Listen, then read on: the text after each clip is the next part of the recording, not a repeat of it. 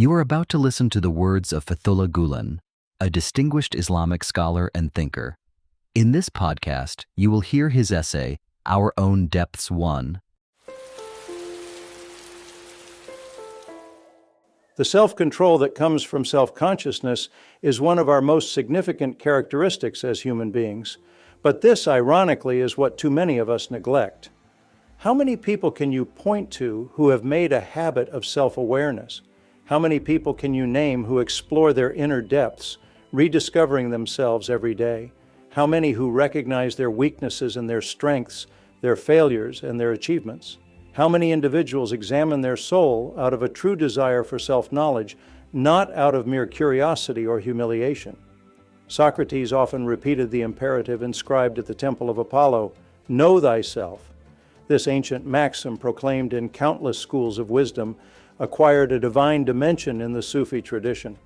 He who knows himself knows his Lord. I wonder how many people have lived up to this noble formulation. I doubt the number is large. Those who are not self-aware are not self-sufficient. Those who have not discovered themselves are confined in narrow horizons and cannot know anything but their immediate reality. Hence, their judgments are superficial and inconsistent. In the awe-inspiring mountains of the earth, in rivers murmuring with the song of eternity, in the sky filled with stars and mysteries more enchanting than music, the beauties of the other world glitter before our eyes. The truth shines from behind the lace curtains of such appearances, and it is in our sight that they find their true meaning. Apart from it, all existence would be nothing but chaos. Humanity has long attracted the attention of scientists, artists, and philosophers, for we embody a multitude of contradictions. We can be as sweet as honey or as disgusting as foul slime. Sometimes we are attuned to eternity. Sometimes our gaze is fixed on foolishness. Modesty and humility warm our souls, but our own pride and arrogance send shivers. We can be devious and treacherous, then transparent and trustworthy.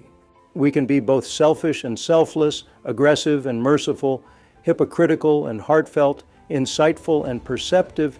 We can nevertheless be short-sighted and thoughtless. But at all times we are human, for these discrepancies do not arise from our essence. They do not relate to our instinct, nor are they proof of our endless moldability. On the contrary, this diversification testifies to the uniqueness of human nature. We are both spiritual and corporeal. Which we choose depends upon whether or not this nature is oriented towards eternity, whether or not we recognize our hidden potential, whether or not we give spiritual attention to our hearts, whether or not we give our willpower its due, whether or not we perceive the mysteries of consciousness, whether or not our emotions are directed towards transcendence, and whether or not we truly know the mechanism of our conscience. Those who live their lives according to the axis of spirit, heart, and conscience will always seek what is noble, even if they stumble on the obstacles of their nature. As for those who remain in the prison of physicality, with each moment they will sink more into an abyss, drifting away the ideals of humanity. Those who consider the human being to be simply a thinking animal, or who define humanity in terms of unconscious or social determinations, have not put forward any profound idea concerning our genuine essence. Rather, they have made humanity into something ambiguous and complicated, almost unrecognizable. For some, we are thinking animals. For others, we are slaves to the basic physical processes of digestion, circulation, and excretion. And for others, we live according solely to carnal pleasures, whose mind is a midden for the libido. Although society, reason, and the unconscious are each important aspects of human life, we are not reducible to any one of these aspects. Our potential is such that when destiny paves the way for our will, we are able to transcend everything in the world. History has demonstrated this to be the case. Each of us possesses an inner dynamism that can propel us beyond our own selves, even beyond all creation.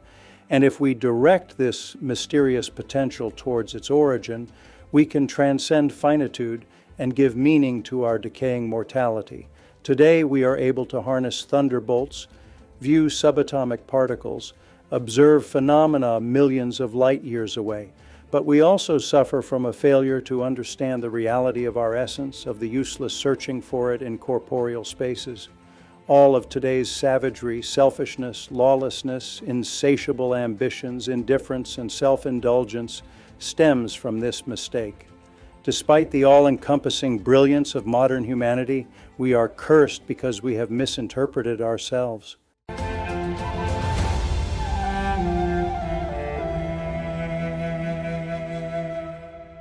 You have just listened to the words of Fethullah Gulen, brought to life through an AI-generated voice.